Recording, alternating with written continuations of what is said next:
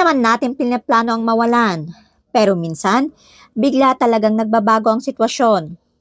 Dati akala ko okay na kapag may isang source lang. Pero habang tumatagal, na-realize ko, importante din palang magkaroon ng backup plan.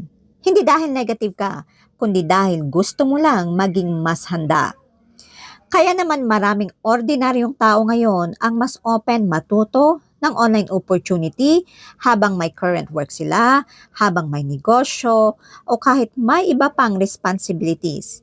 Dahil natututo sila ng bagong skills at nagkakaroon sila ng paraan para magkaroon ng additional source. At ang maganda, pwede kang magsimula kahit paunti-unti.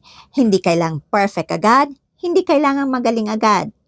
Kasi sa panahon ngayon, iba na yung may peace of mind dahil alam mong may extra option kang ginagawa para sa family mo at para sa sarili mo.